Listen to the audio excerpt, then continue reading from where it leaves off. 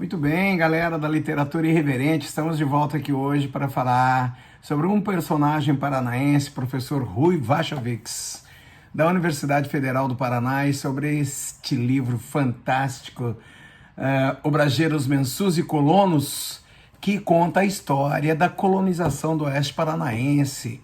Roda a vinheta que a gente já volta com vocês.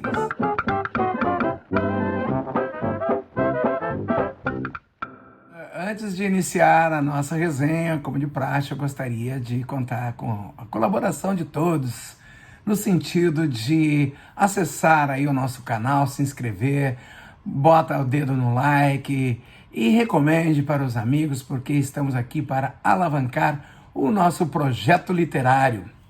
Bem, galera, antes de discorrer sobre esse tema complexo abordado pelo professor Rui Cristóvão Wachowiks, nós temos que considerar que a colonização do Oeste Paranaense ela passou por 4 fases distintas. Aquilo que nós caracterizamos como mesorregião Oeste Paranaense teve a sua primeira fase com a população indígena, que não era exclusividade, naturalmente, somente da região aqui Oeste Paranaense, mas também dos guaranis que povoaram boa parte da América do Sul.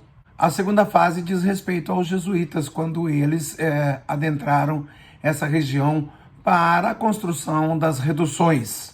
E na terceira fase, já no final do século XIX, nós tivemos a implantação da obragem, que é o mote do livro do professor Rui Wachowiks. O objetivo dessas obragens era justamente a exploração da madeira de lei existente na selva paranaense e também da erva mate.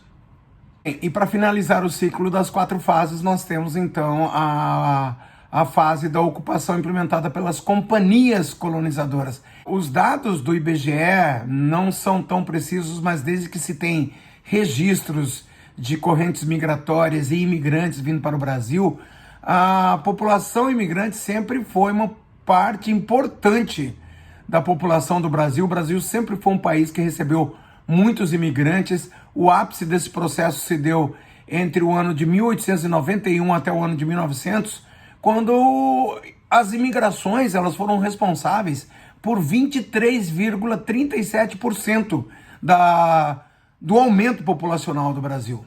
E a partir da década de 1910, houve então um esfriamento dessa corrente migratória para o Brasil, e na época essa corrente não chegava a 1% do incremento da população nacional, ou seja, de 23,37% para 1%, realmente é uma mudança considerável, né? Então foi justamente essa redução dos imigrantes vindo para o Brasil que fomentou a corrente migratória interna no Brasil. E é no bojo desse processo que ocorre a ocupação da mesorregião do oeste do Paraná, que foi fomentada ainda no Estado Novo, no governo do Getúlio Vargas, com a implementação do movimento chamado Marcha para o Oeste.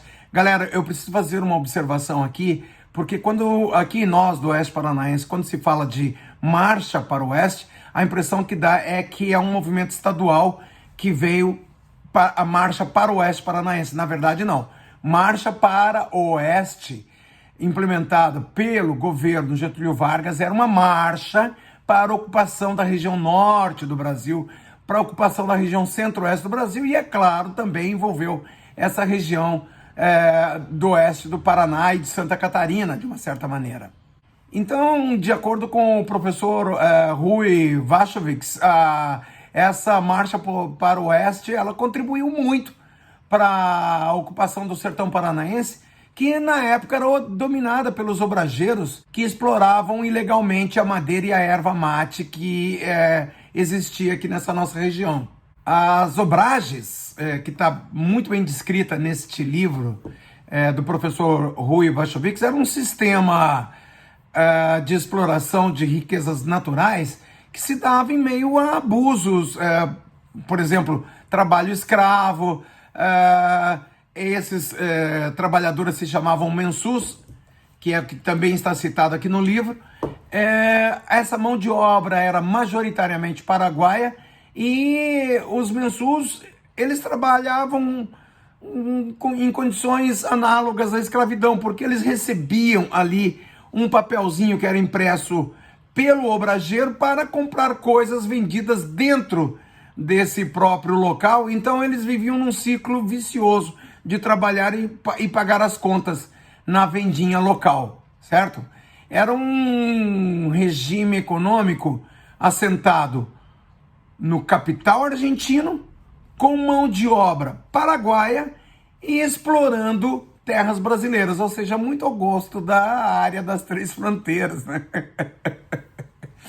Embora as obragens fosse um empreendimento tipicamente argentino, o governo brasileiro facilitava essas operações, ainda que ilegais, porque em meados do século XVIII o governo imperial brasileiro ele assinou um tratado ou um acordo com o governo argentino e o governo paraguaio para poder usar o Rio de la Plata e subir pelo Rio Paraná para poder chegar até a região do Mato Grosso, porque não existia acesso do nosso litoral, do litoral brasileiro, via terrestre até o Mato Grosso. Então eles tinham que fazer isso aí. Em contrapartida, os argentinos conseguiram autorização, então, através desse acordo, para navegar através do Rio Paraná, da Foz do Rio Iguaçu até os Saltos de Sete Quedas. E era ali que eles faziam aquela maior exploração das obragens em terras brasileiras, né? A erva mate que eles exploravam sempre foi usada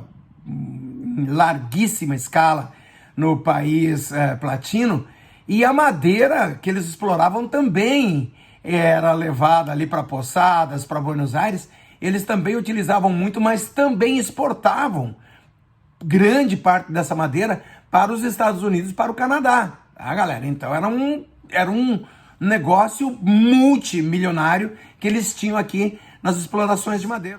A bem da verdade, este contrabando realizado desde os fins do século XIX era meio que ignorado pelas autoridades brasileiras, porque as autoridades brasileiras destinavam aos fiscais alfandegários daqui muito pouco recurso. Inclusive, segundo o professor Vachowitz, muitos desses fiscais atuavam mais por favor do que pelo salário propriamente dito. E isso fomentava, de certa forma, a corrupção, né? Então, se nós considerarmos essa dificuldade, o fato da vista grossa do governo brasileiro, os argentinos e os obrageiros, eles, mais do que um contratempo, ou mais do que intrusos, eles, com os seus vapores, eles eram vistos como os redentores dos brasileiros que moravam nessa região, porque eram eles que traziam os produtos que nós não podíamos produzir aqui na região. E eles que fomentavam o mercado local aqui na região de Foz do Iguaçu. Inclusive, existe uma passagem aqui dessa pesquisa fantástica em que o professor Rui Vachowitz alega que até a década de 1920, um pouco mais, o oeste paranaense era, digamos assim, uma fronteira desnacionalizada, sendo que em Foz do Iguaçu o português era falado somente por essas pessoas que trabalhavam ali na alfândega, e a moeda circulante aqui na região era o peso argentino, tá, galera? Né? A situação de miséria, de abandono dessa região foi finalmente revelada com a Revolução de 1924, quando os combatentes se embrenharam em conflitos aqui nessa redondeza, certo?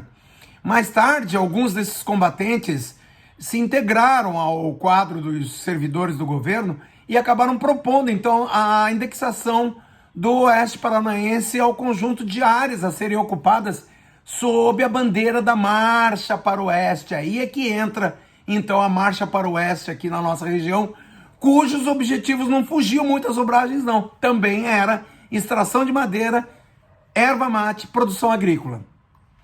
Um outro fator que motivou a ocupação dessa região foi a necessidade de implantação da fronteira agrícola no país. Sabe por quê? Por causa da Segunda Guerra Mundial. A importação era escassa, o governo teve que fomentar a indústria nacional e nos grandes centros, então houve muita demanda por alimento, e aí então entra a fronteira agrícola, a expansão da fronteira agrícola. O fato é que a colônia militar de Foz do Iguaçu, ela foi criada no ano de 1888 com o objetivo de garantir o território em face à questão dos limites com a Argentina, para evitar tretas futuras. Isso tem que ser reconhecido, né? Então, a partir daí foi criado o território federal do Iguaçu, que abrangia as regiões oeste e sudoeste do Paraná e a região oeste de Santa Catarina, ali Herval do Oeste, São Miguel do Oeste. E nessa época Foz do Iguaçu então era a capital, e depois essa capital foi transferida no ano de 1944 para a cidade de Laranjeiras do Sul. E como o objetivo dessa nossa resenha de hoje é falar da história do Oeste Paranaense, bora comentar um pouco sobre o período que compreende a época de ouro da nossa região, que foi entre 1960 e o ano 2000. As taxas de crescimento de urbanização da mesorregião oeste do Paraná evoluíram muito nesses 40 anos. Nesse período, de acordo com o IBGE, de acordo com o censo demográfico, a população passou, pasmem, de 135 mil para 1.138.000 pessoas. Arredondei esses números, tá? É um pouquinho mais ou quebradinho para cada um deles. E justamente dentre os fatores que podem ser relacionados ao crescimento da região está a política externa adotada pelo Brasil, uma vez que a partir da década de 1950, o Brasil e o Paraguai, eles buscaram reatar as relações bilaterais que foram interrompidas com o início da Guerra do Paraguai. E o resultado dessa reaproximação foi o quê? A construção da Ponte Internacional da Amizade. O Paraguai sempre foi um país bloqueado, sem saída para o mar. Ele sempre teve o desejo de buscar uma saída para o Oceano Atlântico. Com a inauguração da ponte no ano de 1965 e a pavimentação da BR-277, inaugurada em março de 1969, o Paraguai ligou-se ao porto de Paranaguá, e isso também colaborou muito para a dinamização da economia do Oeste Paranaense, fomentando inclusive o processo de urbanização dessa região. E com o término da pavimentação da BR-277, então houve o início da construção da usina hidrelétrica de Itaipu em 1975. Fato esse interessante, todos conhecemos a história da Itaipu, mas esse fato contribuiu sobremaneira para a consolidação do eixo de desenvolvimento entre Cascavel e Foz do Iguaçu, uma vez que o município de Cascavel ele tornou-se um grande fornecedor de bens e serviços auxiliares à construção da usina. É por isso que até hoje nós estamos esperando a extensão da ferrovia de Cascavel até Foz do Iguaçu, né, galera? Já tá passando da hora. Então, é isso aí, galera. Espero que vocês tenham gostado dessa resenhazinha literária a respeito da ocupação da mesorregião oeste do Paraná, que engloba a cidade de Toledo, Cascavel e Foz do Iguaçu e toda essa região. Até a próxima.